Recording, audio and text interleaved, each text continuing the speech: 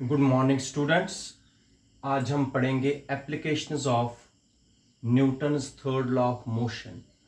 उनमें से पहली एप्लीकेशन है जिसको बोलते हैं horse cart problem. Horse cart problem. First application है ये Newton's third law of motion की, जिसको हम बोलते हैं हॉर्स कॉट प्रॉब्लम। ये देख लीजिए, ये है हॉर्स और ये है कॉट, इसलिए इसको बोलते हैं horse cart problem. Horse cart को आगे की तरफ खींच रहा है।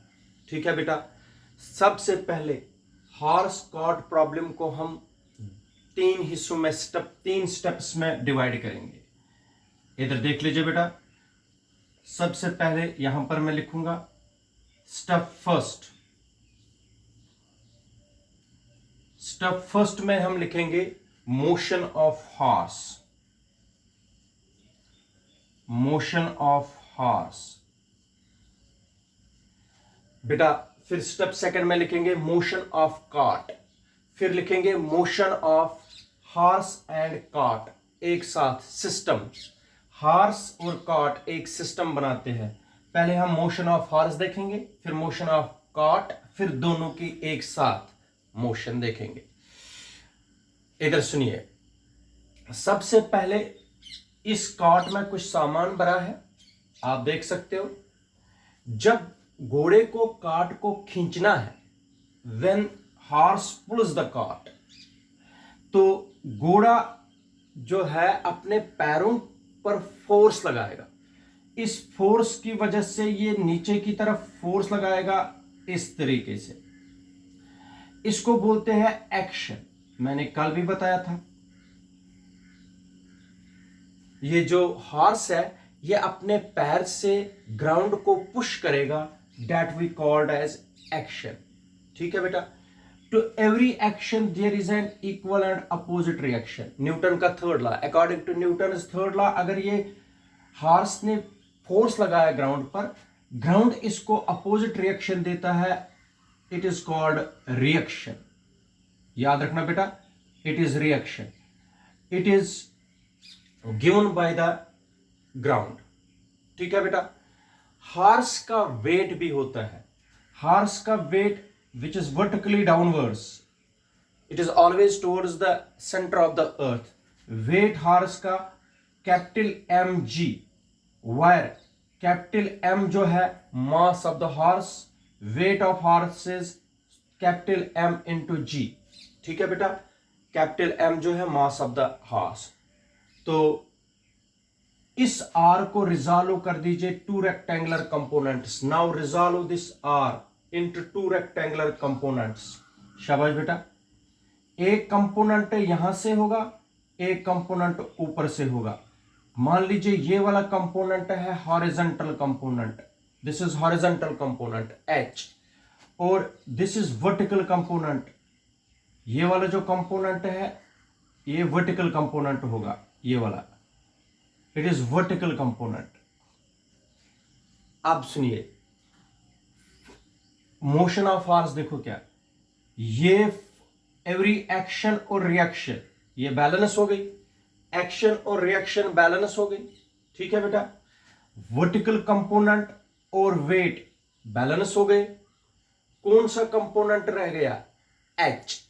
एच हॉरिजॉन्टल कंपोनेंट, घोड़े को जो हॉरिजॉन्टल कंपोनेंट है, इस ये वाला कंपोनेंट हॉर्स को आगे बढ़ने में मदद करता है। जब हॉर्स आगे बढ़ेगा, स्ट्रिंग में टेंशन आएगा। टेंशन का मतलब हो गया, मैंने बताया हुआ है, अगर ये स्ट्रिंग है, अभी लूज है ये, अगर मैं स्ट्रिंग को कुछ वेट यहां पर लगा दूंगा, वेट लगा दिया, स्ट्रिंग टाइट हो जाएगी। इसका मतलब है हमने वेट नीचे की तरफ लगा दिया, वेट ऊपर की तरफ इसमें टेंशन आ गया। टेंशन का मतलब टाइटनेस, स्ट्रिंग में टाइटनेस आ गई।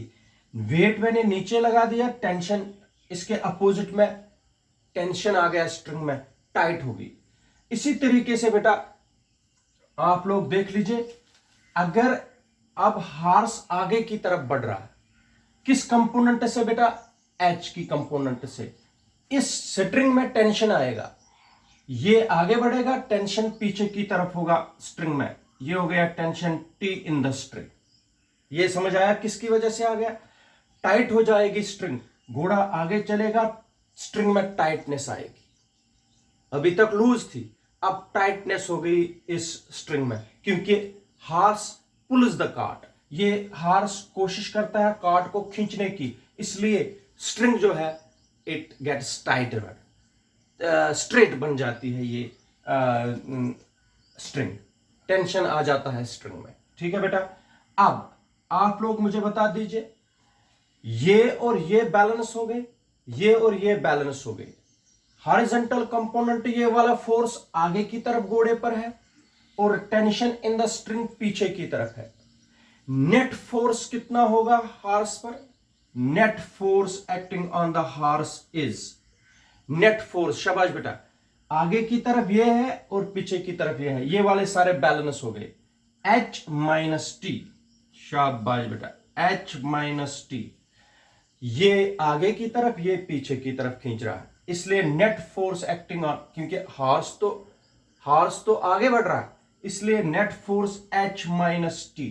ठीक है बेटा, अगर आगे नहीं बढ़ेगा तो इसका मतलब ये वाला कंपोनेंट बड़ा होगा, फिर T, tension in the string, शाबाश। But according to Newton's second law of motion, F is equal to ma, where a is the acceleration of the horse। यहां पर a क्या है? acceleration of the horse। तो m है मास, तो F क्या बनेगा? शाबाश बेटा, ma is equal to h minus t। This is equation number first. ये बेटा हो गई मोशन ऑफ हॉर्स, आपको समझना है। अब है motion of cart. Motion of cart देख लीजिए बेटा, मोशन ऑफ कार्ट अंडरस्टैंड करिए। अब सबसे पहले इधर देख लीजिए, कार्ट में जो भी मटेरियल है या कार्ट अपने आप में इसका वेट होता है।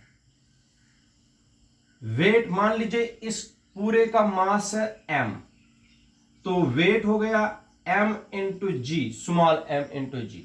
ठीक है बेटा, तो आप लोग मुझे बता दीजिए, अगर वेट नीचे की तरफ है इट इज एक्शन, तो ऊपर की तरफ क्या होगी? रिएक्शन। इसका मतलब ये और ये बैलेंस हो गए। ठीक है बेटा, शाबाश। इधर देख लीजिए, इसके कार्ट के टायर्स है जो ग्राउंड के साथ चलते रहते हैं। ग्राउंड और टायर्स के बीच में फोर्स ऑफ फ्रिक्शन है, it is force of friction F, ये फोर्स ऑफ फ्रिक्शन है। ठीक है बेटा, फोर्स ऑफ फ्रिक्शन जो है ये पीछे की तरफ है, ठीक है, ये और ये आगे की तरफ। अब देखो, जो ये वाला फोर्स ऑफ फ्रिक्शन ये कार्ट के टायर्स को पीछे की तरफ खींचता है। ठीक है, तो इसके कार्ट में लगी है स्ट्रिंग, जब ये खींचेगा तो टेंशन फिर से स्ट्रिंग में आएगा। लेकिन देखो, अगर इसको स्ट्रिंग को, अभी तक मैं आप लोगों को बताता हूं, अगर ये स्ट्रिंग थी, स्ट्रिंग को पहले खींच रहा था आगे की तरफ, अब ये हार्स इसको आगे की तरफ खींच रहा, अब कार्ट इसको पीछे की तरफ खींच रही है। इसका मतलब पहले स्ट्रिंग में टेंशन आया था हार्स की वजह से, अब स्ट्रिंग में टेंशन आएगा कार्ट की वजह से। लेकिन हार्स की वजह से स्ट्रिंग में टेंशन आया था बैकवर्ड्स, अब कार्ट में जो फोर्स ऑफ फ्रिक्शन है वो बैकवर्ड है, पीछे की तरफ है, इसलिए टेंशन इन द स्ट्रिंग आगे की तरफ आएगा। इधर देख लीजिए, ये टेंशन स्ट्रिंग में है हार्स की वजह से, ठीक है, ये टेंशन इन द स्ट्रिंग है फोर्स ऑफ फ्रिक्शन की वजह से, कार्ट की वजह से। ये कार्ट की वजह से ये वाला टेंशन है, ये हॉर्स की वजह से। अब मुझे बता दीजिए नेट फोर्स, क्योंकि कार्ट को आगे बढ़ना है। नेट फोर्स ये वाला टेंशन इसका है, स्ट्रिंग का। ये वाला जो टेंशन है ये कार्ट की वजह से है। Net force acting on the cart is, net force, जो नेट फोर्स है acting on the cart is, शाबाश बेटा, नेट फोर्स हो गया फोर्स ऑफ फ्रिक्शन, इसको मैंने फोर्स ऑफ फ्रिक्शन है F। Net force acting on the cart is, इस तरीके से लिखेंगे, F is equal to, force of friction को मैंने F1 रखा, या हम रखेंगे इसको F, इसको रखेंगे F1, क्योंकि ये यहां पर हमने F लिखा था, F1। Net force acting on the cart is, शाबाश बेटा, F1 T माइनस F। ये वाला T और ये वाला tension in the string minus force of friction, tension in the string minus force of friction, क्योंकि ये आगे खींच रहा है, ये पीछे जा रहा है, ये और ये बैलेंस होगी। ठीक है बेटा। अब F1 इज इक्वल टू, शाबाश बेटा, नेट फोर्स, इसका मास कितना है according to Newton second law of motion, mass है m, हॉर्स ये कार्ट का, और एक्सेलरेशन है a, आगे की तरफ एक्सेलरेशन जो आएगी इसमें। F1 is equal to m into a, जरा मुझे बता दीजिए ये इक्वेशन क्या बनेगी, ma is equal to t minus f। ये आ गई इक्वेशन सेकंड। ये याद रखना आप लोगों को, दो टेंशन है इसमें, एक हॉर्स की वजह से, एक, अब देखो दो इक्वेशन है सिंपल। नेट फोर्स हॉर्स पर कितना आता है, H माइनस टी, ये वाला। अच्छा, इस पर नेट फोर्स कितना आता है कार्ट पर, T माइनस F। ये दो बैलेंस, सिंपल यही है, बाकी कुछ नहीं।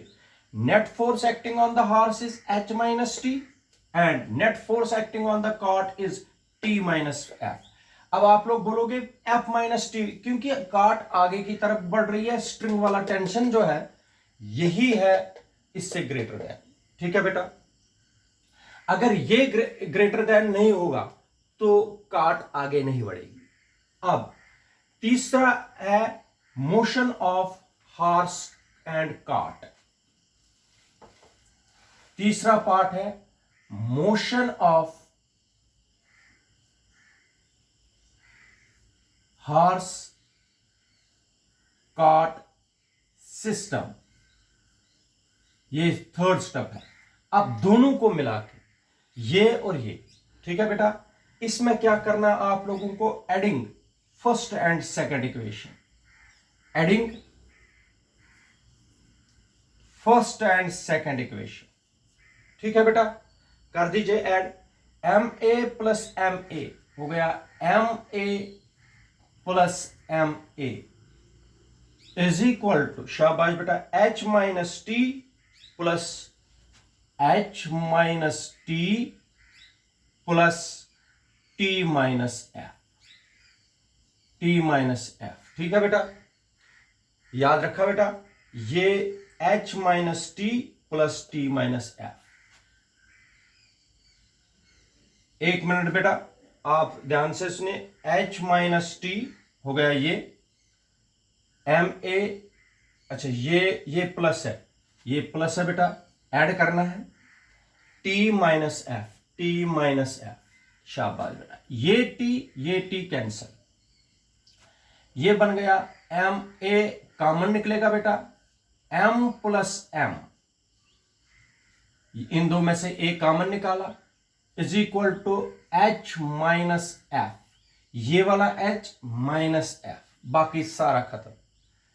ए इज इक्वल टू, ये वाला ए ये नीचे आएगा, a is equal to H minus F upon M plus M.